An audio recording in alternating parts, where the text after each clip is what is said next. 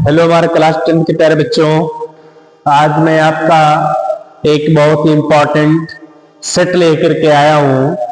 मैं आपसे बताया था कि लगातार मैं कहीं ना कहीं आपसे मैं कंटिन्यूटी का जो बॉन्ड है उसको मैं कंसिस्टेंसी में रखूंगा, है ना, देयर इज नो डाउट।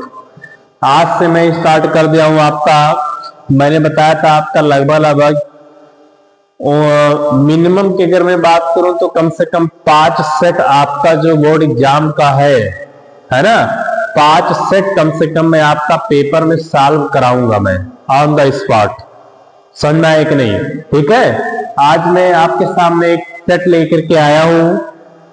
इससे क्या होगा बाबू, जो आपका प्रीवियस ईयर का जो क्वेश्चंस होंगे उसको हम आपका ऑन द स्पॉट प्रिपेयर करवा देंगे और आपको पता भी चल जाएगा कि कैसे एग्जाम में क्वेश्चंस को लिखते हैं।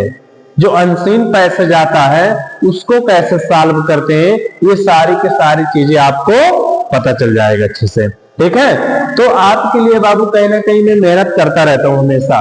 आपके लिए कहीं ना कहीं ये कंसिस्टेंसी में बना करके रखा हूं और डेली कहीं ना कहीं आपके लिए मैं प्रयास कर रहा हूं। तो जब मैं प्रयास कर सकता हूं इस ठंडक में, तो आपका भी कर्तव्य बनता है बाबू, आपका भी फर्ज बनता है कि निश्चित तौर से इस ठंडक के मौसम में कहीं ना कहीं जब मैं प्रयास कर रहा हूं, मेहनत कर रहा हूं, तो also your duty is to hard work, to do hard work. Okay, ये आपका भी जिम्मेदारी बनता है, रिस्पॉन्सिबिलिटी बनती है कि आपको मेहनत करना चाहिए। समझ में है ना, ताकि आपका नंबर जो है इंग्लिश में बोर्ड एग्जाम में कम ना हो। आउट ऑफ 100 में से आउट ऑफ 100 या 99 नंबर इससे कम ना आए बोर्ड एग्जाम में। ओके, तो चलिए लेट्स स्टार्ट। बहुत ही धमाकेदार क्लास है ये, याद रखो बाबू। डेली सेट में आपको करवाऊंगा, ये धमाकेदार ये क्लास है। जितने भी आपके फ्रेंड्स हैं, रिलेटिव्स हैं, आपके हित मित्र हैं, सबको आप बता दीजिए ये क्लास स्टार्ट हो गया। पहली बार इस यूट्यूब चैनल पे, जो मेरा चैनल है द ग्लोबल इंग्लिश पे, ये पहली बार ये सारा सेट मैं आपको सब सॉल्व करवा रहा हूं। और कम से कम मान के चलिए कि 5 सेट में सॉल्व करवाऊंगा। 5 सेट से ज्यादा हो सकता है लेकिन कम नहीं होगा। समझ में आया कि नहीं? ये सारी की सारी चीजें सुविधाएं मैं आपको प्रोवाइड कर रहा हूं आपके भविष्य के लिए। ओके, चलिए बाबू, आगे चलने से पहले जो मेरा वीडियो है, जो नए बच्चे होंगे वो सब्सक्राइब कर देंगे। और ये क्वेश्चन जो मैं सॉल्व करा रहा हूं, वीडियो को आप पूरा देखेंगे, शुरू से लेकर के लास्ट तक देखेंगे कि सर कैसे सॉल्व कर रहे हैं और कैसे हमें बोर्ड एग्जाम में बैठ करके क्वेश्चंस को हमें कैसे लिखना है। ओके, चलिए स्टार्ट करते हैं। क्या बाबू, देखिए इसमें इस तरह से आपका आएगा और आपका इस तरह से लिखा रहेगा कोड 17, 3 घंटे का 15 मिनट आपको क्वेश्चन पेपर लिखना होते हैं। जिसमें से पहला जो पार्ट होता है OMR शीट पे करना है, 20 नंबर का होता है, जो मल्टीपल चॉइस क्वेश्चंस होते हैं, यानी MCQ जिसे कहते हैं। पार्ट ए में क्या होता है, MCQ होता है, मल्टीपल चॉइस क्वेश्चंस होते हैं। और मल्टीपल चॉइस क्वेश्चंस आपके किस तरह से है उसको हम थोड़ा सा क्या कर लेते हैं, रीड कर लेते हैं। ये आपका पैसेज है, ये आपका क्या है, पैसेज है। इसी पैसेज को पढ़ करके हमें क्या करना है, जो इसमें आंसर दिया गया है उसको क्या करना है, हमें टिक करना है। ठीक है ना, MCQ बेस्ड ये क्वेश्चन आंसर है, क्वेश्चन सही है। चलिए पढ़ते हैं क्या है, देख लीजिए। मोस्टली बाबू क्या करता है, प्रीवियस ईयर का क्वेश्चन सॉल्व करने का हमारा ये फायदा होता है कि हमें क्वेश्चन लिखना, आंसर लिखना पता चल जाता है। और मोस्टली कभी कभी क्या करता है, प्रीवियस ईयर क्वेश्चन भी उसमें दे देता है। इससे हमारा रिवाइज हो जाएगा भाई, आपका बहुत अच्छे तरीके से प्रिपेयर हो जाएगा बोर्ड। पहले देख लेते हैं क्या पहला आपका MCQ बेस। पहले इसको पढ़ते हैं, हु वाज सुभाष चंद्र बोस। सुभाष चंद्र बोस कौन थे भाई, आप पता है भाई, ग्रेट लीडर ऑफ इंडिया थे, लिखा भी है यहाँ पे, was a great leader of India. आप देख लेते हैं ऑप्शन में, a great merchant, a great artist, a great science, a great leader. तो सुभाष चंद्र बोस कौन थे, अ ग्रेट लीडर। इस तरह से आपको क्या कर देना है, टिक कर देना है। यानी टिक क्या करना है आपको, OMR शीट पे भरना। OMR शीट पे क्या करना, इस तरह से रहेगा, तो पहले का आपका चौथा पे क्या करना, ऐसे इस तरह से आपको गोला कर देना है, डॉट पेन से, ब्लैक पेन से। समझ में आया कि नहीं? मैं MCQ भी में से क्या नाम से OMR शीट भी मैं फिल करना मैं बताऊंगा। पहले मैं आपकी सारी प्रैक्टिस करवा लूं कि किस तरह से सॉल्व करते हैं। ठीक है, तो चलिए ज्यादा नहीं बात करेंगे बाबू, वीडियो लॉन्ग हो जाएगा। Indian National Army was organised by, कहते इंडियन नेशनल जो आर्मी थी वो किसके द्वारा ऑर्गेनाइज किया गया था? पढ़ लेते आगे, इसमें लिखा होगा his country called Netaji, Subhash Chandra Bose ji को नेताजी भी कहते थे, because he led them on right path, क्योंकि वो एक सही पथ पे लोगों को चलना सिखाए। He was imprisoned many times, he soon found that more efforts should be made to make India, उन्होंने बहुत सारे प्रयास किए भारत को आजाद कराने के लिए। British power was getting weaker in the second world war, second world war में जो ब्रिटिश पावर थी वो कमजोर पड़ गई। He thought of taking it from all sides. One day he escaped from Calcutta in the guise of Pathan and went to the Germany via Peshawar, Peshawar से होते हुए जर्मनी चले गए थे। फ्रॉम जर्मनी से ये went to जापान चले गए वो। He organized the Indian National Army that fought many battles against the British forces. जाहिर सी बात है सुभाष चंद्र बोस के बारे में तो उन्होंने क्रांति पार्टी का उन्होंने गठन किया था, इंडियन नेशनल आर्मी का उन्होंने गठन किया था। दोस्तों दिया दिया ही कहां पर है, दान इंडिया दिया ना, ही अब ही किसके लिए आया था? इस नेताजी सुभाष चंद्र बोस के बारे में ही आया था। यहाँ पर और किसी दूसरे पर्सन की बात नहीं है, तो यहाँ पर क्या करेंगे, यहाँ पर सी, दूसरे का सी आंसर हो जाएगा। दूसरे का सी आप लोग भी देखते रहिए और आप लोग भी ट्राई टू जो है गिव आंसर। ओके, आंसर देने का आप भी प्रयास करें, ठीक है, आंसर देने का आप लोग भी प्रयास कीजिए। किस तरह से मैं क्या कर रहा हूं, आंसर आपको मैं दे रहा हूं, ठीक है। चलिए आगे चलते हैं, क्या है इसमें, आगे चलते हैं इसमें।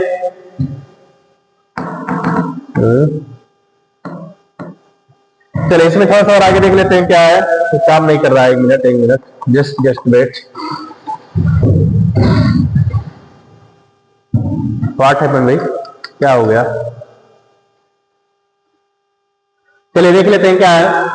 Give me blood and I will give you freedom, who said this statement, कहते हैं क्या है, तुम मुझे जो है खून दो मैं तुम्हें आजादी दूंगा, तुम मुझे खून दो मैं तुम्हें आजादी दूंगा।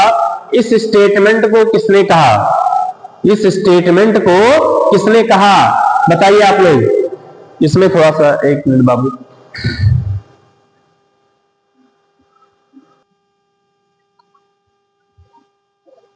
चलिए देखिए थोड़ा सा इसमें गड़बड़ी आ गया था। चलिए देखिए क्या है इसमें, उन्होंने क्या कहा कि तुम मुझे खून दो मैं तुम्हें आजादी दूंगा। देखिए नीचे लाइन लिखा है, द कंट्रीमैन, उन्होंने कंट्रीमैन से कहा, क्या कहा कि give me blood and I will give you freedom, आप मुझे खून दो मैं तुम्हें आजादी दूंगा। ये स्टेटमेंट किसने कहा, सुभाष चंद्र बोस जी ने कहा। और यहाँ पे किसी पर्सन की बात नहीं हो रही है, जब उन्हीं के बारे में बात हो रही तो वही आंसर होंगे भाई यहाँ पर। यानी तीसरे का डी हो जाएगा आपका, पहले का आपका जो है डी हो जाएगा, पहले का डी, और दूसरे का आपका सी हो जाएगा, ठीक है ना। चलिए आगे चलते हैं बाबू, आप लोग भी पढ़ते रहिए, आप लोग भी आंसर देते रहिए, देने का प्रयास कीजिए। चलिए choose the correct option to answer the following questions, है ना। क्वेश्चन को पढ़िए और क्या करिए, आपको क्या करना है, आपको आंसर देना है, आपको क्वेश्चन पढ़ करके आंसर देना है। चलिए पढ़ते रहिए आप लोग, आंसर देते रहिए मुझसे पहले, ठीक है, मुझसे पहले आंसर देने का प्रयास कीजिए, मुझसे पहले आंसर देने का प्रयास कीजिए। ग्रामर से है, he dash there with his friend shall be go, वो चले जाएंगे अपने दोस्तों के साथ, वहां गए जाएंगे, जा चुके हैं अपने दोस्तों के साथ, वो गए। All option are correct. अब यहां पर देखिए इस सेंटेंस में ऐसा कोई कीवर्ड ही उसने नहीं डाला है कि ये वर्ड डाल देगा तो ये पास्ट में चला जाएगा या प्रेजेंट में चला जाएगा सेंटेंस को देखने पे। यहां हर एक ऑप्शन रख करके आप चेक करेंगे तो सेंटेंस करेक्ट होगा। जब हर एक ऑप्शन रख करके चेक करेंगे आंसर करेक्ट होगा तो आपका आंसर क्या हो जाएगा, डी हो जाएगा। If you do not want anything more you are, कहता क्या है कि अगर आप क्या नहीं हो, अगर आप किसी चीज को और ज्यादा नहीं चाहते हो तो आप क्या हो, सेटिस्फाइंग हो, सेटिस्फैक्टरी, डिससेटिस्फाइड, सेटिस्फाइड। यही तो भाई अगर इंसान सेटिस्फाइड होता है, संतुष्टि होती है उसको, तो और ज्यादा उसको जानने की जरूरत नहीं होती है भाई। ये देखो रीअरेंज द फॉलोइंग सेंटेंस, याद रखना रीअरेंज द फॉलोइंग सेंटेंस अब कैसे करते हैं बाबू। सबसे पहले आपका सब्जेक्ट होना चाहिए, उसके बाद आपका वर्ब होना चाहिए, ऑब्जेक्ट होना चाहिए, उसके बाद आपका अदर वर्ड होना चाहिए।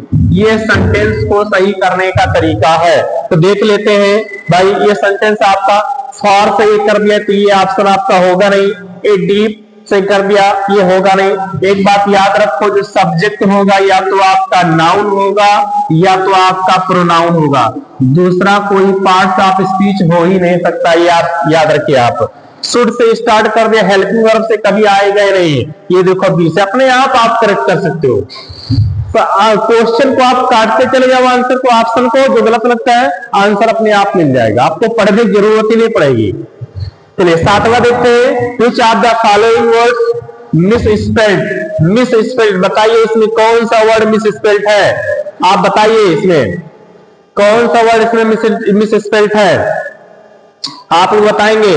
Believe, achieve, receive, deceive.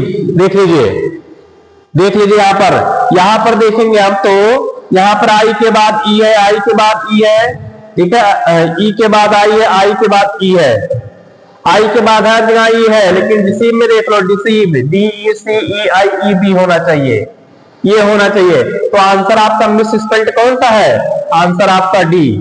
Miss spelled कौन सा है, डी है। मैंने एक वीडियो भी बनाया बाबू कि सी के बाद ई कब आता है और इसको कब क्या पढ़ते हैं, और सी के बाद आई का कब आता है, ये सारा चीज मैं आपके वीडियो बनाया, उसको वहां पर जाकर के शॉर्ट में आप देख सकते हैं। तो 7वें का आंसर आपका क्या हो जाएगा बाबू, डी हो जाएगा। 7वें का आंसर आपका डी हो जाएगा।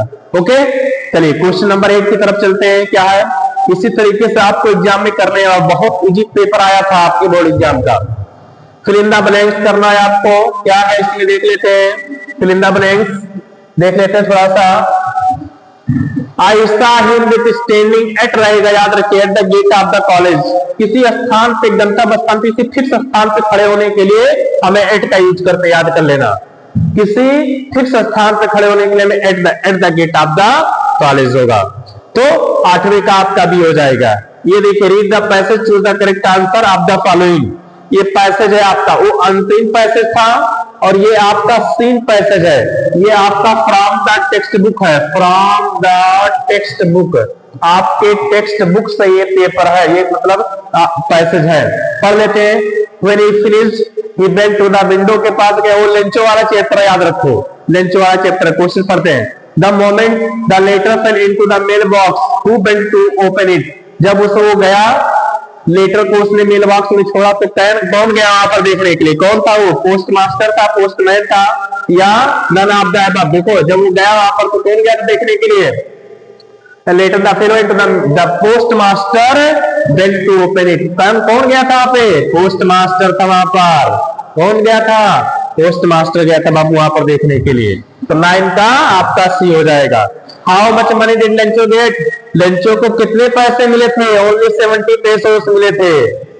उसने 100 पेसोस की डिमांड किया था, उसने 100 पेसोस की डिमांड किया था, लेकिन reached only 70 pesos, 70 pesos only उसके पास पहुंचे थे।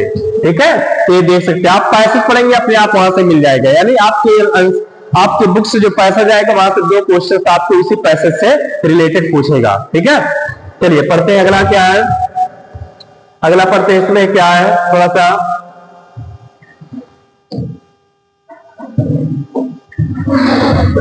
देखते हैं।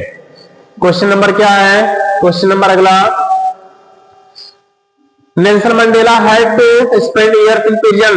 नेल्सन मंडेला को जेल में कितना साल बिताना पड़ा था, तो याद रखो बाबू, नेल्सन मंडेला जेल में 30 साल तक थे। कितने साल तक थे, 30 साल तक थे नेल्सन मंडेला जेल में। कितने साल तक थे, 30 साल तक थे नेल्सन मंडेला जेल में थे, याद रखो। ठीक है, where was Lencho's house situated, Lencho का हाउस कहां स्थित था, एट। ये बहुत कंफ्यूजन क्वेश्चन पूछा था एग्जाम में, याद रखो, ये बहुत ही कंफ्यूजन क्वेश्चन पूछा था बाबू। निचली पहाड़ी की चोटी पर स्थित था उसने, अगर याद, bottom of the bottom of the hill, at the bottom of the हिल, ये आपका होगा। ठीक है, 12 का भी आंसर होगा, 12 का भी आंसर होगा। जिन बच्चों ने भी कमेंट किया है उसका आंसर सही है। आंसर आप कमेंट करते रहो बाबू, आंसर आप कमेंट करते रहो, आंसर आप कमेंट करते रहिए, याद रखिए बाबू। इससे क्या होगा कि आपका नॉलेज बढ़ेगा, नॉलेज स्किल बढ़ेगी, आप पता कर पाएंगे कि हमने अभी तक कितना पढ़ा, ये सारा चीज आपको पता चल जाएगा। द मेन क्रॉप ऑफ ए पूर इज, बताइए वहां का कूर्ग का मेन क्रॉप क्या था भाई? टी फॉर आसाम है। जो टी है वो किसके लिए फेमस है? यहां पर देखते हैं, जो टी है, टी फ्रॉम आसाम हमने पढ़ा है, तो आसाम किसके लिए फेमस है? टी के लिए। तो कूर्ग किसके लिए फेमस है? कूर्ग किसके लिए फेमस है? फॉर कॉफी, कॉफी के लिए फेमस है। कूर्ग किसके लिए फेमस है? कॉफी के लिए फेमस है, याद कर लेना। कूर्ग किसके लिए फेमस है? कॉफी के लिए फेमस है, याद कर ले। देखो ऑप्शन होगा उसमें कॉफी, ये देखो आपका गया आंसर 13 का डी। फिर एक पैसेज आपके सामने आ गया जो पोएट्री से है, देख लेते हैं क्या है। दावे प्रो, ये आपका डस्ट ऑफ स्नूज है। डस्ट ऑफ स्नूज बहुत इंपॉर्टेंट है। Who was sitting in the tree, tree पे कौन बैठा था? एक कौवा बैठा था। Where was poet standing under ये हेमलॉक ट्री, कहां पर है? आपने पढ़ा बहुत अच्छे से इसको, अंडर ये हेमलॉक ट्री के नीचे पोएट जाकर के खड़ा हो गया था। उसका मूड खराब था, क्या करे बेचारा, जो जिससे आप लोगों का मूड खराब हो जाता है ना। मेहनत करना है बाबू, ठीक है, संघर्ष जीवन है। Who was the thief in the story? The thief story, thief story में चोर कौन है? चोर का नाम क्या था? कमेंट करके बताइए आप लोग जल्दी जल्दी। चोर का नाम क्या था? कमेंट करके आप बताइए। Just comment your answer, just comment your answer बाबू। चोर का नाम था हरि सिंह। क्या नाम था? हरि सिंह नाम था प्यारी। क्या नाम था? बोल दे जरा सा। 17 का बोल दे बाबू। रामलाल काल्ड भोली फोर्थ डॉटर एज भोली, but her real name was, भोली का रियल नेम क्या था? भोली का रियल नेम क्या था बाबू? सुलेखा था। रामलाल के 7 बच्चे थे। कितने बच्चे थे? 7 बच्चे थे, जिसमें थे 4 डॉटर थी। क्या थे? 4 डॉटर थी और 3 क्या थे? सन थे। इसी में ठीक है, मंगला थी, चंपा थी, है ना, भोली थी और एक लड़की। At the clinic doctor get Tricki, clinic पे डॉक्टर ने ट्रिकी को क्या दिया? Fruits and vegetable, chocolates, injection, medicine. No food were plenty of water for 2 days. जब डॉक्टर साहब मिस्टर हेरियट जब टिड़की को अपने क्लिनिक पे लेकर के गए तो उसे भोजन नहीं दिए, बल्कि बहुत सारा पानी देते थे उसे पीने के लिए 2 दिनों तक वो, क्योंकि जानते थे what was the main problem of टिड़की। What did Ebright start collecting in childhood, बचपन में जो एवराइट था क्या इकट्ठा करता था? तितलियों का बहुत शौकीन था, आपने पढ़ा होगा, तितलियों का बहुत शौकीन था एवराइट शुरुआती में। Mister Matilda went to madam Forestier's to borrow, वहां पर क्या गई थी लेने के लिए? एक नेकलेस ही तो लेकर के आए थे, अपने दोस्त से, उनकी दोस्त थी ये। कौन थी ये फ्रेंड थी, ठीक है। बहुत ही अपने ये मैडम मटिल्डा जो है अपने आप को ऐश्वर्या राय से कम नहीं समझती थी बाबू, ये किसी ऐश्वर्या राय से कम नहीं समझती थी, लेकिन हालात ने इनको क्या बना दिया बाद में? हालात ने इनको जो है क्या बना दिया? बेबस बना दिया। बहुत ही गरीब बन गई थी बेचारी ये बाद में। ये देखो आपका फिर आ गया, आपका एक पैसेज आ गया, अंतिम पैसेज आ गया, और इसी अंतिम पैसेज को देख करके आपको आंसर देना है। We sometimes think that it would be very nice to have no work to do। अब देखते हैं क्या इसका क्वेश्चन है। Why do we sometimes envy rich people? envy माने ईर्ष्या। envy का मतलब क्या होता है? envy का मतलब क्या होता है? ईर्ष्या होता है। इसका मतलब क्या होता है? ईर्ष्या। हिंदी में पढ़े होंगे, ईर्ष्या तू ना गई मेरे मन से। लोग कभी कभी जो है अमीर लोगों से ईर्ष्या क्यों करते हैं? अमीर लोग जानते हैं भाई कैसे होते, किसी से ना बोलना ना चलना। How do we envy rich people who have not worked for their living but can just do what they please all the year round? At when we feel this, we make mistakes. Sometimes they are tired of having nothing to do. Most of us are happy when we have regular work to do. The first thing work does for us to give us happiness. Work gives us self-respect. The idler, however rich, lives on the work of the others, but the honest worker who earns his living by using a useful toil can hold up his head and respect himself. Lastly, regular work helps us in building up a character. It teaches us a good habits, punctually, carefulness and faithfulness in work. It is the man who works not idle that as a ruler develops the best character। तो ये देखो यहाँ पर क्या कह रहा था, we think, हम कभी कभी सोचते हैं कि हमारा काम भी हम अच्छे से काम करें। How do we envy rich people, कहते हैं कि हम अमीर लोगों से नफरत कैसे करते हैं। who have not to work for their living, क्योंकि वो अपने क्या नहीं करते हैं, अपनी जीवन यात्रा के लिए वो काम नहीं करते। तो हम ऐसे लिख सकते हैं, हम लिख सकते हैं, क्या लिख सकते हैं, भी यहाँ पर आंसर देखो मैं कैसे लिख रहा हूं बाबू, अपने आप से पैसे ऊपर या, लेकिन अपने आप से आप बना करके उसको पढ़ करके अपने आप से आप लिख सकते हो। इसको आप जो है अपने आप से आप लिख सकते हो। याद रखो आंसर को कैसे लिखना है। देख लो कि थोड़ा सा क्वेश्चन मिलाएंगे हम। We sometimes envy the rich people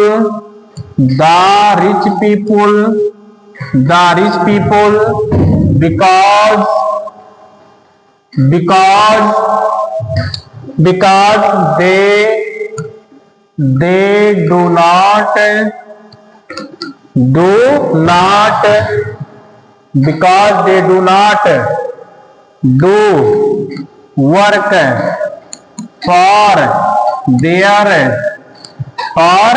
their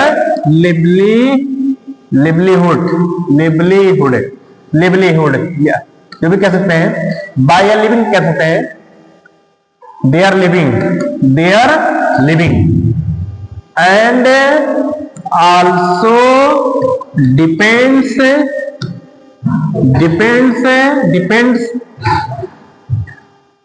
लिख लो, प्लूरल है, depend on the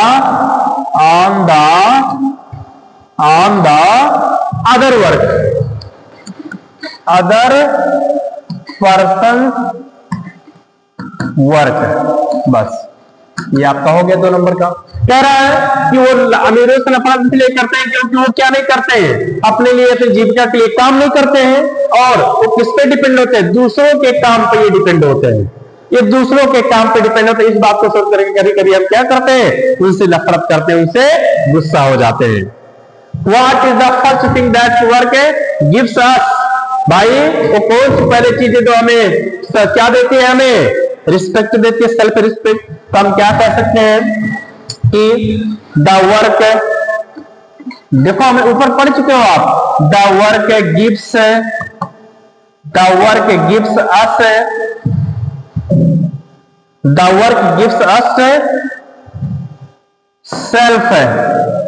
self respect. क्या देती है पहली चीज, कौन सी है, self respect.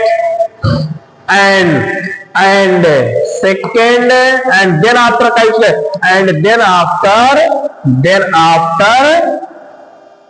The money,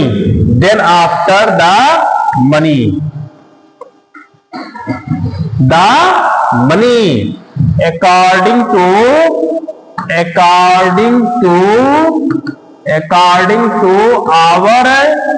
our work।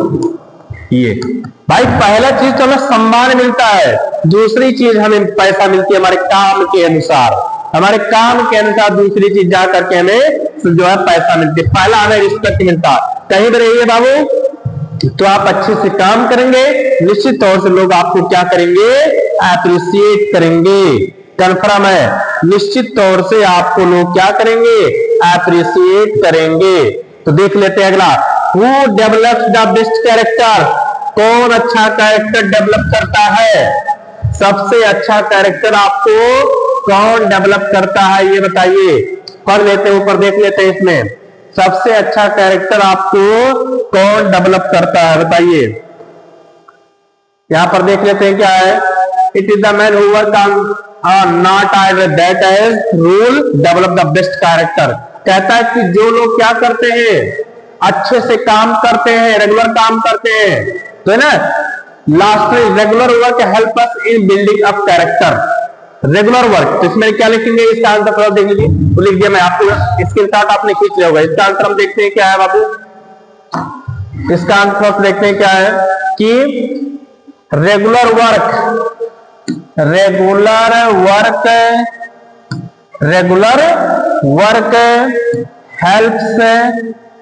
Helps in in building up लिखो, in building up best character, ये आपको लिखना है। ये लगातार काम करने से ही आपका जो है कैरेक्टर बेस्ट होता है। ठीक है, समझ में, कि लगातार काम करने से आपका क्या होता है, कैरेक्टर बेस्ट हो जाता है। नॉट बिकम एज आइडलर, आपको आइडलर नहीं बनता है, आलसी नहीं बनना है, याद कर लो आप। ये था आपका आंसर। दूसरा, what is the opposite man who works, जो काम करते हैं उसका अपोजिट क्या होता है, आइडलर। यही आइडलर आपको एक वर्ड में आपको लिखना था, आइडलर। ये आपका जो बच्चा इस तरह से आंसर लिखा होगा उसी को नंबर मिलेगा, जो बच्चा इसी तरह से लिखेगा, याद रखिए उसी को नंबर मिलने हैं, और ज्यादा आपको नंबर मिलने वाले नहीं है। तो ये था बाबू आपका जो है ना।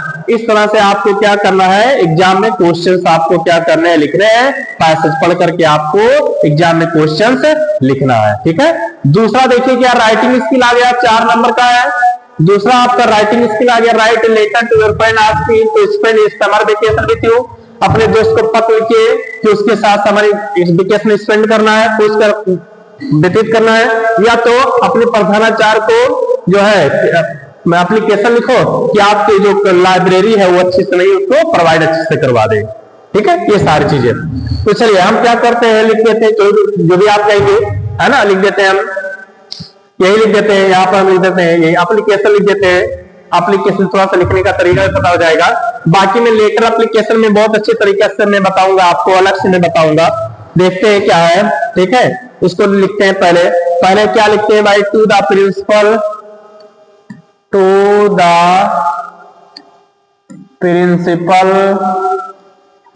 प्रिंसिपल, कामा लगाएंगे, फिर अपने कॉलेज का नाम लिखेंगे, नेम ऑफ स्कूल लिखेंगे, अपने स्कूल का नाम लिखेंगे। उसके बाद शॉर्ट में आप क्या लिखेंगे, एड्रेस लिख देंगे, बस ये आपका हो जाएगा। ठीक है, यहां तक आपको लिखना है। फिर उसके बाद यही नीचे आकर के आपको क्या लिखना है, नीचे ही आकर के आपको लिखना है क्या, respected sir, I would like to draw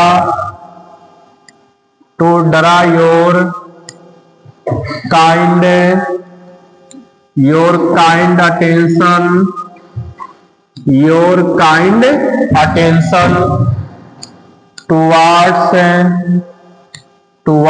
the poor condition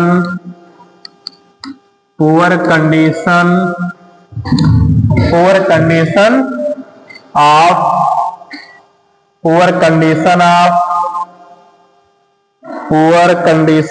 आगे लिखते जाइए आप, poor condition of our college